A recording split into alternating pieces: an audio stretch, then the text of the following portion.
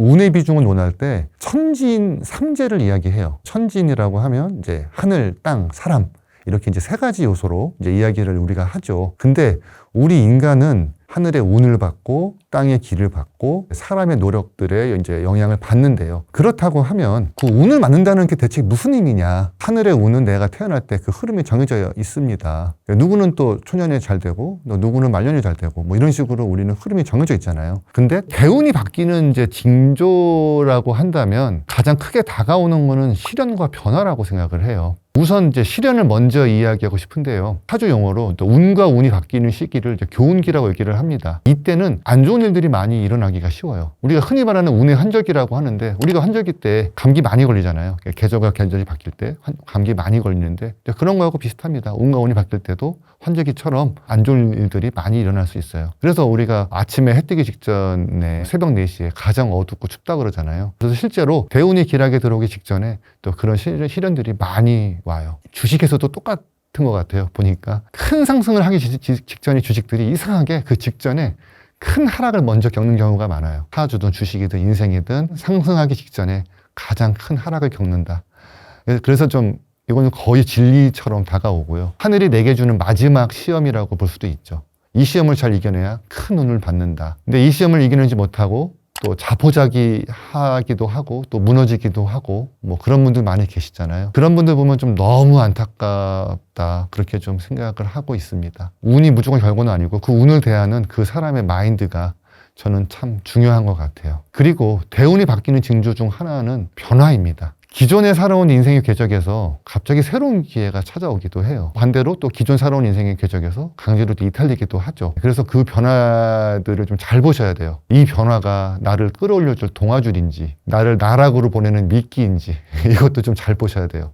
혹은 이 동화줄과 미끼가 동시는 경우도 있어요. 그래서 이거를 또 잘 택하는 분들은 굉장히 또 그 뒤에 승승장구하고 동화줄과 미끼를 잘 택해야 된다. 그 말씀을 또 드리고 싶고요. TV 보면서 느꼈던 부분인데 또 어떤 또 승승장구하던 연예인을 보면서 이런 생각이 들었어요. 상대 이성과 연애를 하고 있는데 굉장히 잘 어울린다. 저렇게 둘이 결혼하면 둘 다 되게 잘 되겠다. 그런 생각이 들었던 연예인이 있었는데 또 어느 순간 결혼은 또 다른 분하고 하시더라고요. 근데 다른 분하고 결혼을 했더니 그 전까지는 너무 잘 나가시다가 그분이 결혼 이후에는 또 TV에 잘 보이지 않는 거예요. 근데 그때 느꼈던 생각이 저분이 동화줄을 내려놓고 미끼를 물었구나 뭐 이런 생각이 들 때도 있었어요. 그래서 대운이 강하게 들어올 때는 분명 동화줄이 들어옵니다. 근데 미끼도 같이 들어오니 또 그 부분을 좀 이렇게 조심을 하라 이 말씀을 이제 드리고 싶어요. 그러면 동화줄과 미끼를 어떻게 판별하느냐? 예를 들면 뭐 주변 사람들한테 이런 기회가 있는데 이거 어때? 했을 때 주변 사람들이 잘 얘기해 주는 경우도 많아요. 저는 사람들한테 물어보는 상식의 힘이 젊게 못지않게 참 크다고 생각합니다.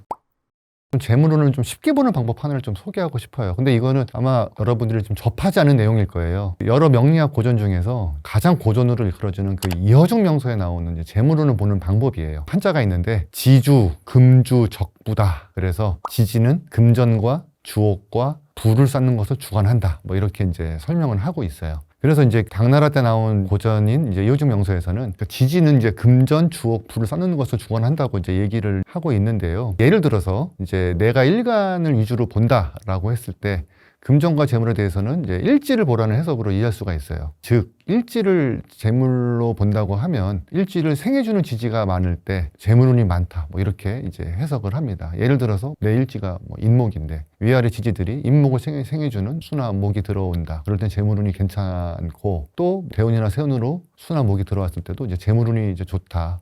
뭐 이렇게도 해석을 합니다. 우리가 흔히 일간만 보는데 사실은 이제 하늘과 땅은 이제 한 쌍이잖아요. 그래서 사실은 이제 천간뿐만 아니라 이제 지지도 같이 봐야 된다는 생각입니다. 그리고 이제 특히 재물이라고 하는 거는 하늘이 아니라 땅이 주는 거다. 이제 이렇게 우리가 동양학에서는 보기 때문에 또 땅을 뜻하는 지지가 좀 이렇게 의미가 있다. 그렇게 생각을 하고 있습니다. 그래서 우리가 예를 들면 재물운을 이제 취하는 것도 내 사주에 인목이 없는데 그렇게 이제 판단이 된다면 이제 다른 데서도 끌어올 수가 있죠. 나무가 많은 곳에 산다든지 거기를 자주 간다든지 아니면 목에 해당하는 동쪽으로 이제 이동을 할 수도 있다. 혹은 목이 많은 사람을 만날 수도 있고 뭐 이런 식으로 이제 취상을 할 수도 있습니다.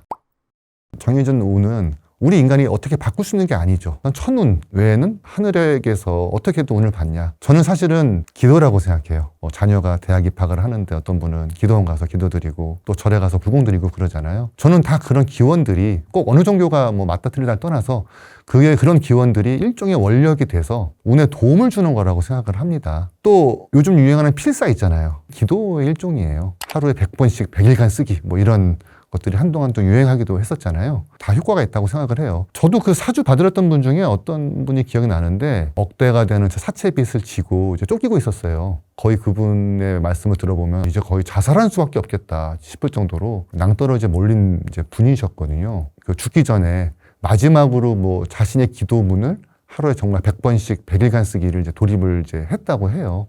그랬더니 92일째 되는 날에 그 빚을 다 탕감받았다는 얘기를 나중에 전해 들었어요. 그런 것도 일종의 기도로 효험을 본 거죠. 천운후에 천복을 이제 받았다 이렇게 생각을 해요. 그리고 우리가 또 땅에서 기운을 받는 거 아까 말씀을 드렸잖아요. 풍수죠, 풍수. 또 천지부모란 말이 있는데 또 하늘의 아버지면 땅은 어머니라고 우리가 말하지 않습니까? 그래서 하늘도 사람에게 운을 내린다면 땅도 사람에게 이제 기를 불어넣는다. 그래서 운기, 우리가 운기약이라는 말이 있죠. 그게 이제 하늘의 운과 땅의 기가 만나는 건데요. 그러니까 뭐 쉽게 말하면 뭐 좋은 자리에 오래 앉아 있으면 저절로 기운을 받는 거다. 이렇게 이제 볼 수가 있죠. 오히려 저는 하늘보다 땅의 영향력이 더 크다고 생각해요. 왜냐하면 사람은 하늘보다 오히려 땅을 딛고 사는 존재거든요. 우리는 땅에 있잖아요.